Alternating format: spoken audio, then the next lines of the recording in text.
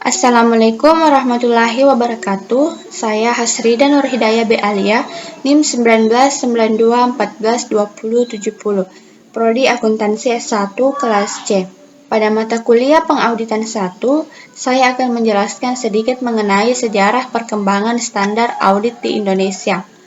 Pada tahun 1950, akuntansi baru dikenal di Indonesia ketika industri banyak didirikan.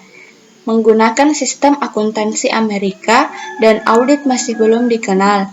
Pada tahun 1957, untuk terwujudnya good governance oleh Basuki Siddhartha, Hendra Darmawan, Tan Tong Jo, dan Go Tisim mendirikan perkumpulan akuntan untuk NKRI bernama IAI, yaitu Ikatan Akuntan Indonesia. Tujuan IAI adalah membimbing perkembangan akuntansi serta mempertinggi mutu pendidikan dan pekerjaan akuntan. IAI berkembang pesat dan tidak terpisahkan pada dunia usaha. Pada tahun 1973, Ikatan Publik Indonesia atau IAI mulai menetapkan prinsip-prinsip akuntansi Indonesia dan norma pemeriksaan akuntan yang mengadopsi hampir seluruh prinsip akuntansi dan standar audit Amerika Serikat. Lahirnya pasar modal yang mengharuskan perusahaan yang go public untuk memiliki laporan keuangan yang telah diaudit. Pada tahun 1977, IAI membentuk seksi akuntan publik sebagai wadah para akuntan publik melaksanakan program pengembangan akuntan publik di NKRI. Pada tahun 1988, auditor dituntut untuk mengaudit laporan keuangan perusahaan-perusahaan yang telah mengajukan permohonan kredit bank. Pada tahun 1994, IAI melakukan penyusunan ulang prinsip akuntansi dan standar audit ke dalam akuntansi keuangan dan standar profesional akuntan publik. Selanjutnya, Dewan Standar Akuntansi dalam tubuh IAI menerbitkan PSAK atau Pernyataan Standar Akuntansi Keuangan sebanyak 56 buah. Pada tahun 1995 terciptanya Undang-Undang Pasar Modal dan Undang-Undang PT yang mewajibkan PT menyusun laporan keuangan dan diaudit oleh auditor atau akuntan publik.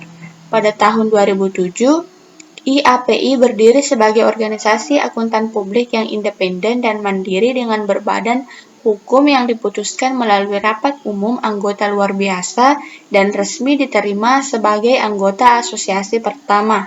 Selanjutnya pada tahun 2008 melalui PMK nomor 17/OMK/01/2008 mengakui IAPI sebagai organisasi profesi akuntan publik yang berwenang melaksanakan ujian sertifikasi akuntan publik, penyusunan laporan dan penerbitan pendidikan yang berkelanjutan bagi seluruh akuntan publik di NKRI. Standar auditing berupa standar profesional akuntan publik disusun dan diterbitkan oleh IAPI.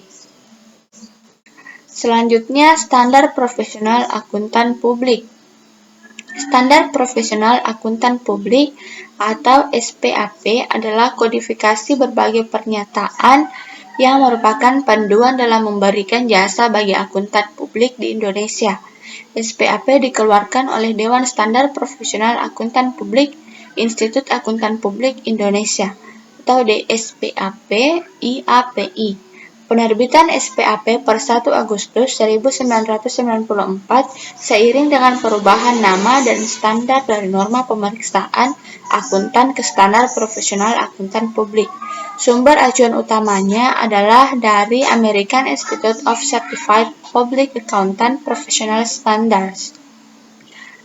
Adapun tipe-tipe standar profesional, yang pertama yaitu standar auditing, yang kedua standar atestasi, yang ketiga standar jasa akuntan dan review, yang keempat standar jasa konsultasi, dan yang kelima standar pengendalian mutu.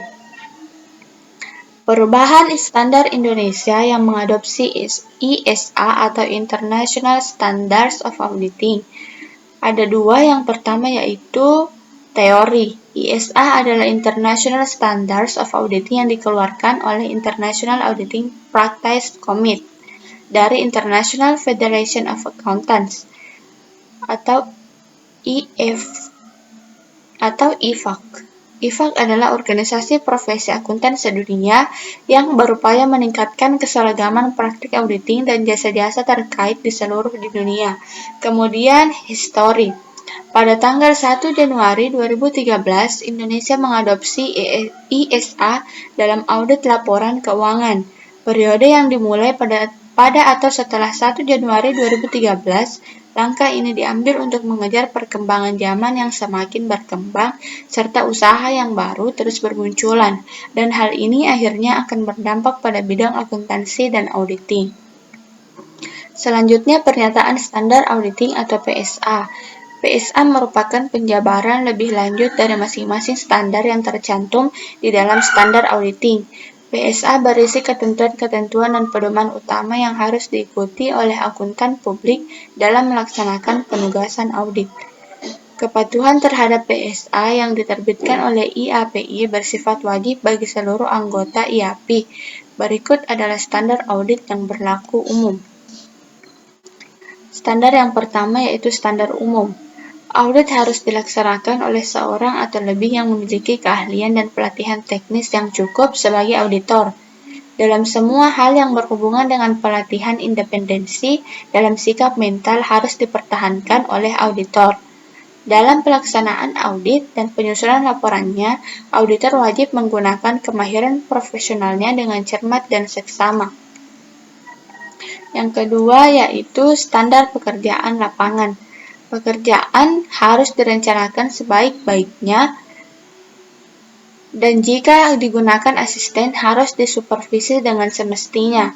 Pemahaman memadai atas pengendalian intern harus diperoleh untuk merencanakan audit dan penentuan sifat, saat, dan lingkup pengujian yang dilakukan. Bukti audit kompeten yang cukup harus diperoleh melalui inspeksi, pengamatan, permintaan keterangan, dan konfirmasi sebagai dasar memadai untuk menyatakan pendapat atas laporan keuangan yang diaudit. Kemudian standar ketiga yaitu standar pelaporan. Laporan auditor harus menyatakan apakah laporan keuangan telah disusun dengan prinsip akuntansi yang berlaku umum di Indonesia. Laporan auditor harus menunjukkan atau menyatakan jika ketidakkonsistenan penerapan prinsip akuntansi dalam penyusunan laporan keuangan periode berjalan dibandingkan dengan penerapan prinsip akuntansi tersebut dalam periode sebelumnya. Pengungkapan informatif dalam laporan keuangan harus dipandang memadai, kecuali dinyatakan ulang dalam laporan auditor. Yang keempat, laporan auditor harus memuat sifat pernyataan pendapat mengenai laporan keuangan secara keseluruhan atau suatu asersi bahwa pernyataan demikian tidak dapat diberikan. Itulah tadi sedikit materi mengenai sejarah perkembangan standar audit di Indonesia.